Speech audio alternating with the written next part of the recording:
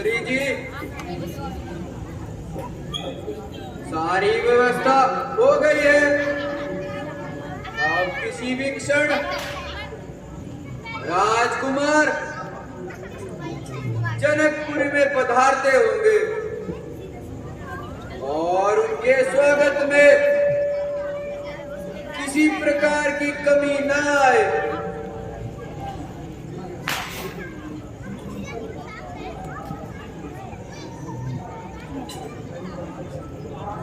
जी महाराज, सारी तैयारी हो चुकी है, बस उन्हीं के आने की देर है।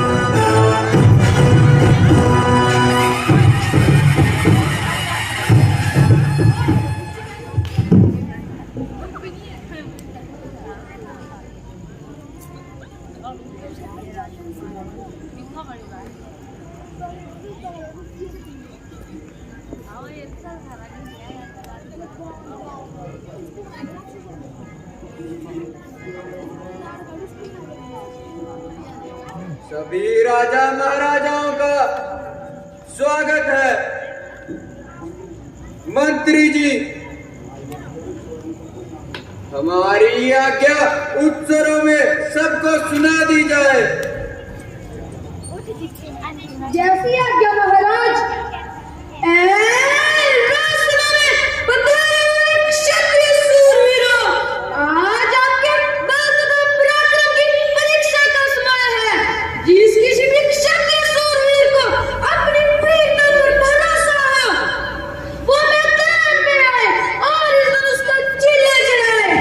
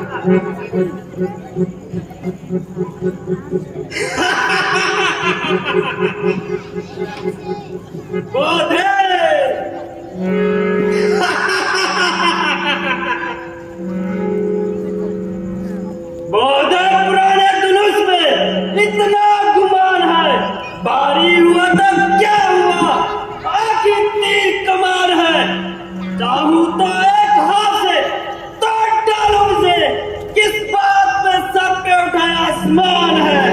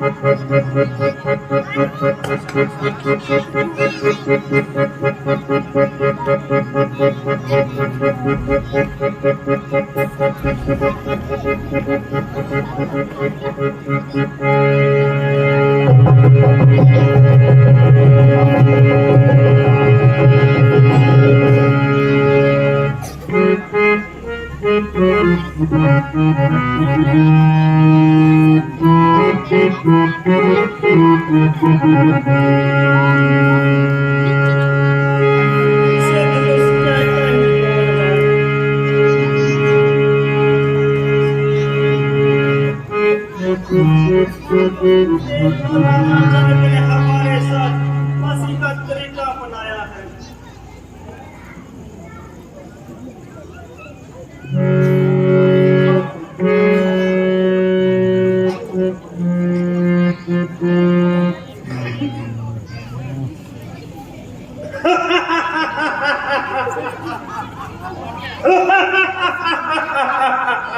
चिल्ला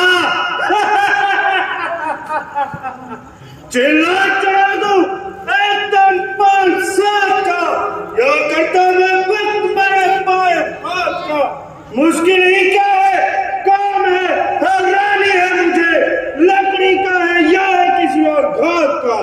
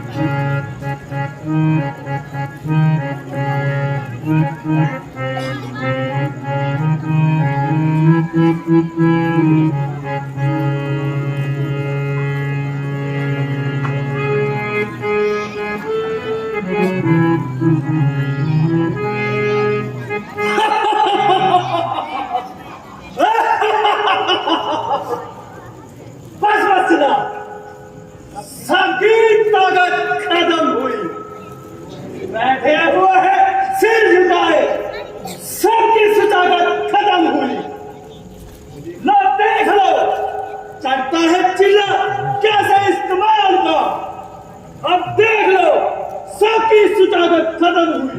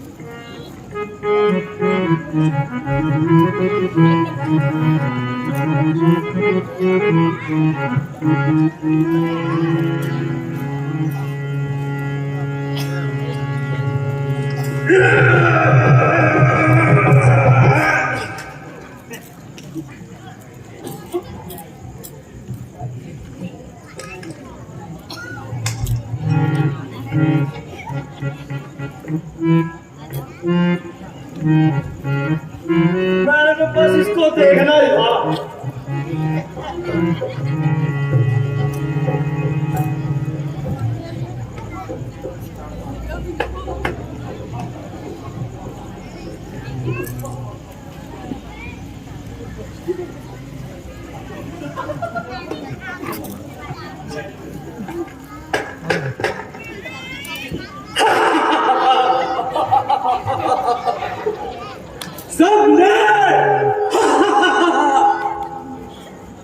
सबने लगाया था, मैं लाचार हो गए, ना उठ सके कमान, शर्मसार हो गए। लेकिन मेरी देर थी, बस एक ही यार में देखोगे इस धनुष के टुकड़े 3-4 हो गए।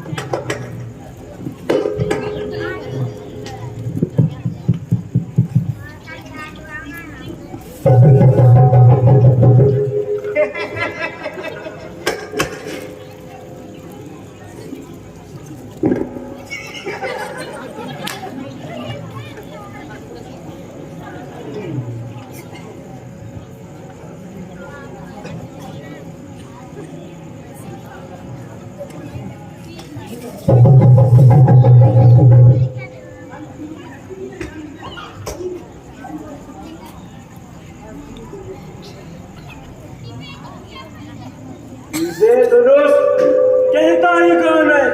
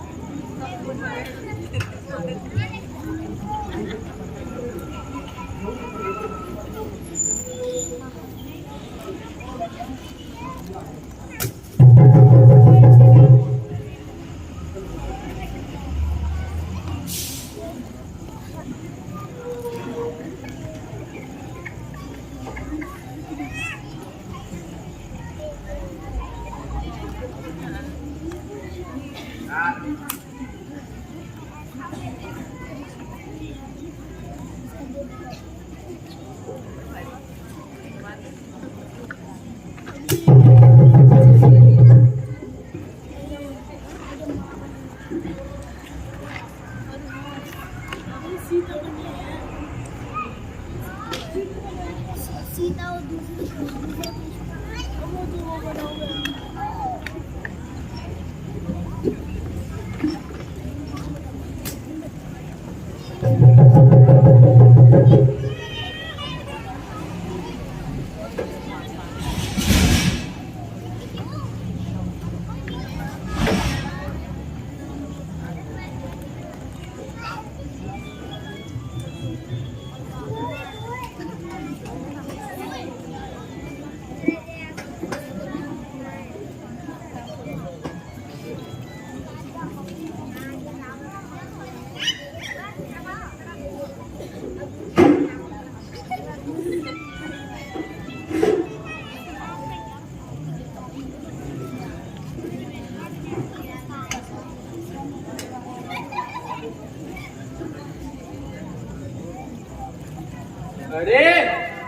मैं तो इन सभी का जोर ही देखने आया था।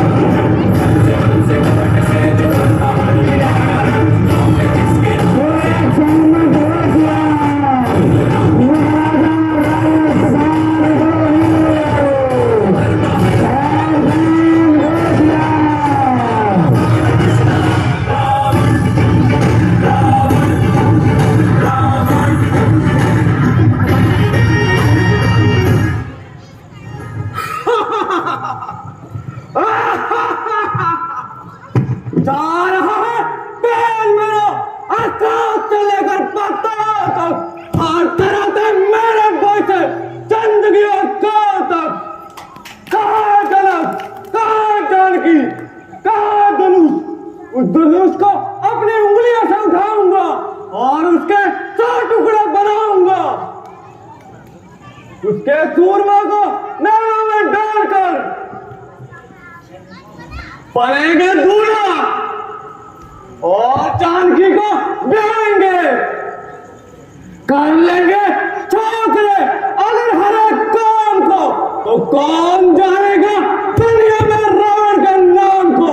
मेरे सिवा ये काम कर सकता नहीं कोई, दिल से निकाल दीजिए इस खेले ज्ञान को। महाराजा जनक को मेरा प्रणाम।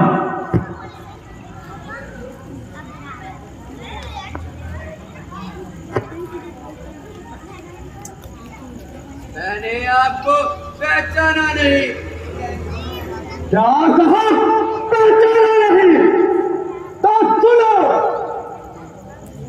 बेटाओं में मेघनाथ, भाइयों में कुंभकर्ण, और जिसके हाथ में चंद्रहस्त तलवार हो उसे लंकापति रावण कहते हैं। मैंने इस नाम का पत्र आपको जरूर भेजा था। बिल्कुल झूठ। क्या राजा जनक, तूने मेरे नाम का पत्र समुद्र में भी फेंका होता तो समुद्र की हम मजाल नहीं कि वो मेरे नाम का पत्र मुझ तक नहीं पहुंचाता। और सुनो राजा जनक, अगर तुमने मेरा नाम का पत्र वायु में भी फेंका होता तो वायु की यह मजाल नहीं तो मेरे नाम का पत्र मुझ तक ना पहुंचाता। रावण, तेरी लंका में आग लग गई। क्या कहा? मेरी लंका में आग? मैं इसी समय जाता हूँ और इस साजिश का पता लगाता हूँ।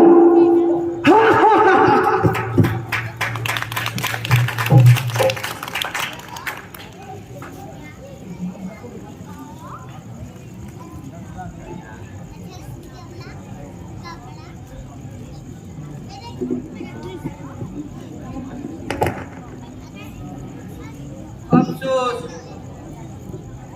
पृथ्वी बहादुरों से खाली हो गई। क्षत्रिय वंश का शायद अंत हो गया, अन्यथा यह मामूली सी कमाल है, जिसलिए क्षत्रिय मंडल हैरान है।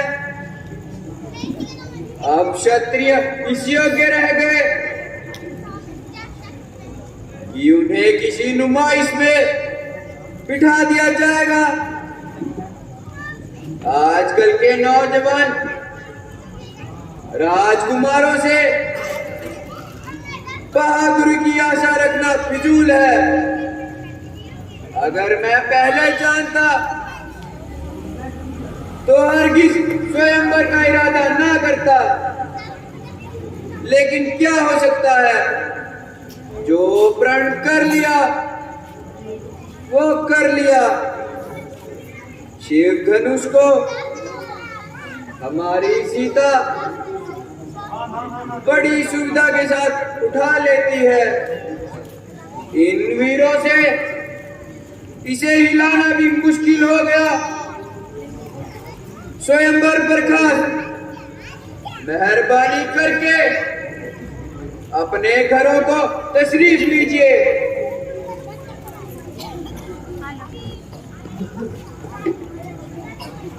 अरे जरा अपनी जुबान को संभाल और ऐसे सब पैसा मुंह से ना निकाला। यूं घर बुलाकर किसी का अपमान करना कहाँ की अकल होती है? एक लकड़ी से सबको एक सा आगरा तुम्हारी सख्त लानी है, और यह अजीब आमदनी है। यदि कुछ राजाओं ने इस रूप का चिल्ला नहीं चढ़ाया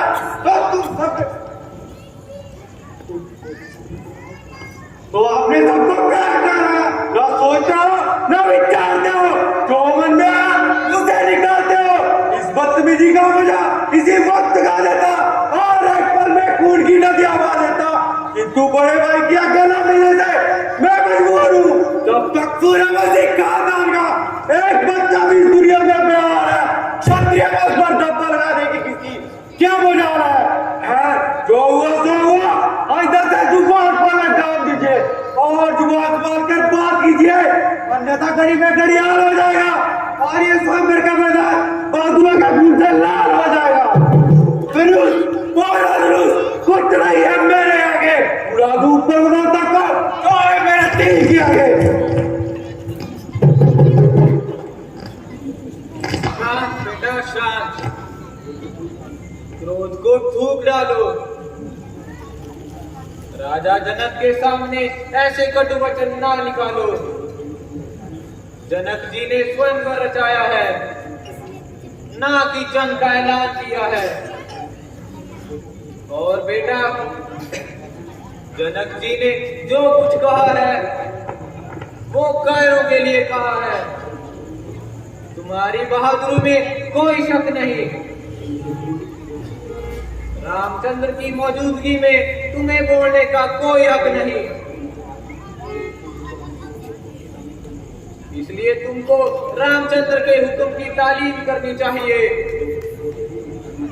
और जो कुछ ये कहे वही करना चाहिए।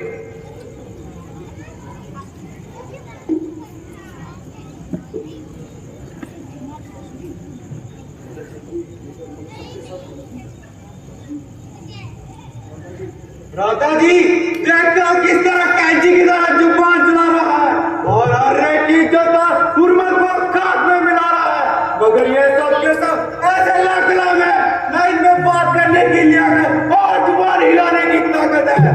अरे अरे कोई यार पर मर जाने वाले और आन के बदले जान गंवाने वाले किस में अय्या से क्षत्रिय कुल पर धब्बा लगा रहे हैं और सिर नीचा करके गालियां खा रहे हैं।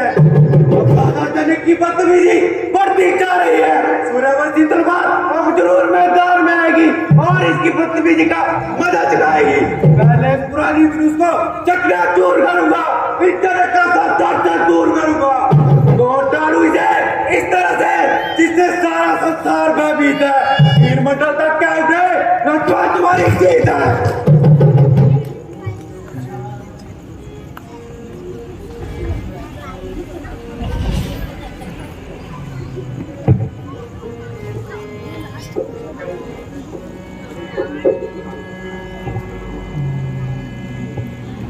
लड़ना अच्छा नहीं भाई, तुक लक्ष्मण करो समाए।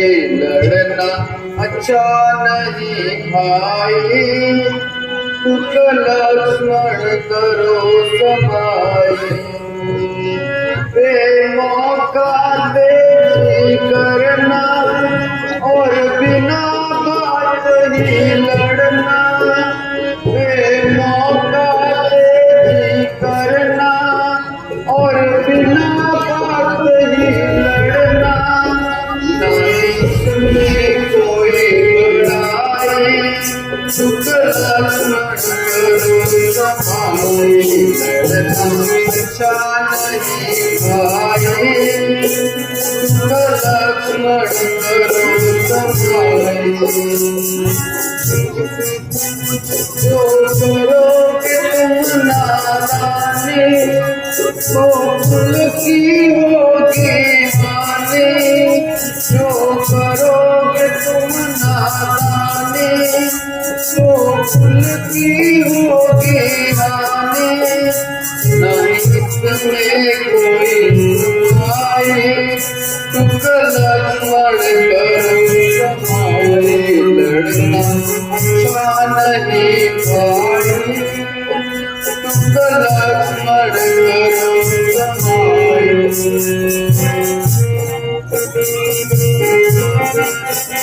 इस बात को मुँह से बोलो, पहले ही मुँह में बोलो।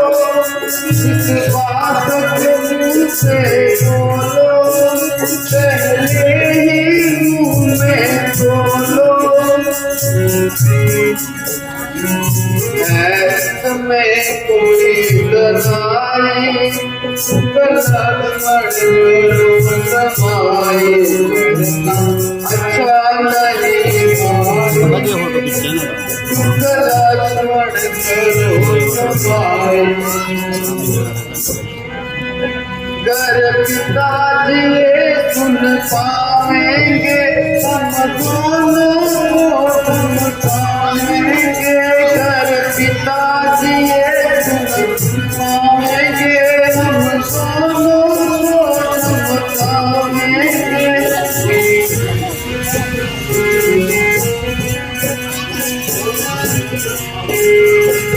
लड़ना अच्छा नहीं भाई, तुक लक्ष्मण करो समाए। लड़ना अच्छा नहीं भाई, तुक लक्ष्मण करो समाए।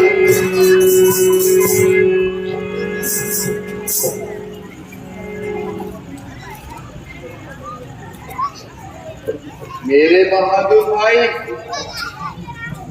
ये तुम्हारा केवल ख्याल है, अन्यथा तुम्हें कायर कहने की किसकी मजाल है। कोई मनुष्य तुम्हें ऐसे शब्द कहे और मैं सुनता रहूं। अगर तुमने धनुष को हाथ तक नहीं लगाया, तो तुम्हारी बहादुरी में शक कैसे आया। अलबत्ता जो पुरुष इस धनुष को अपनी जगह से नहीं हिला सके हैं, वो इस गणना में आ सकते हैं और कायर कहला सकते हैं। अगर पिताजी ये सुन लेंगे तो हम दोनों को सख्त सजा देंगे। इसके अलावा हम अपनी मर्जी से नहीं आए हैं, बल्कि मुनि विश्वामित्र जी हमें यहाँ लाए हैं। जो कुछ भी ये हुक्म दे, हमें वही करना चाहिए।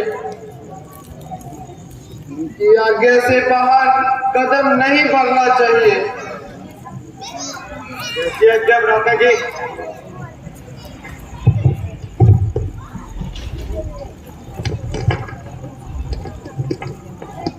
भूषण, ओ, अब किस बात का इंतजार है? अब तो सब अपना जोर आजमा चुके हैं। अब आखिरी तुम्हारा वार है। निराशा में बदलती हुई राजा जनक की आशा को पूर्ण करो।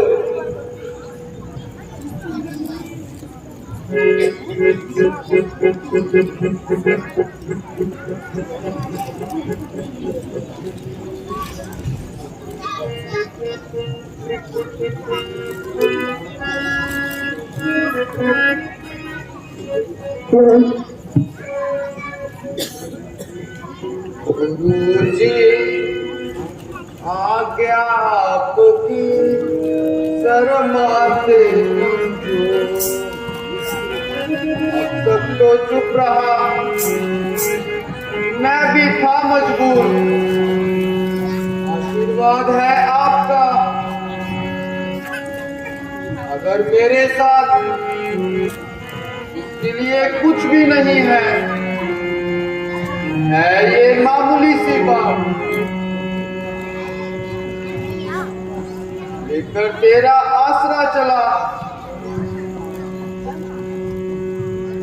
ये करने का हे ईश्वर, तो आज मेरी इस सभा में लाज।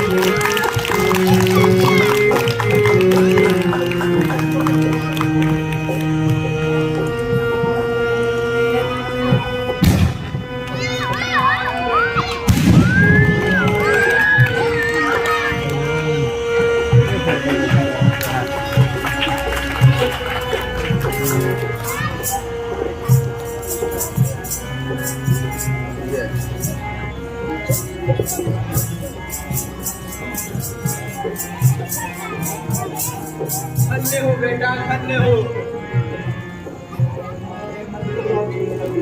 आज तुमने मेरे मन की मुराद पूरी की।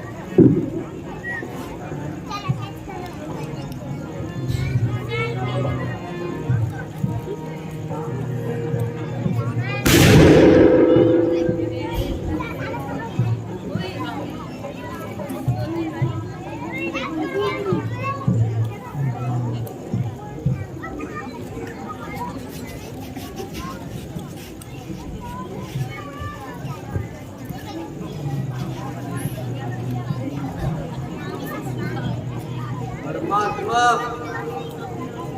आपका धन्यवाद है जो आपने मेरा उद्धार किया, मुझे इस बंधन से पार किया। मुझे अभी तक ये चिंता सताए जा रही थी कि कहीं मेरी बेटी कुंवारी न रह जाए। अगर मैं प्रतिज्ञा को तोड़ता तो बदनामी को अपने सिर लेता। प्रभु आप धन्य है, धन्य है जो मेरी डूबती नैया को पार लगाया। मंत्री जी, इसी समय दूत को अयोध्या के लिए रवाना कीजिए और राजा दशरथ को ये शुभ समाचार दीजिए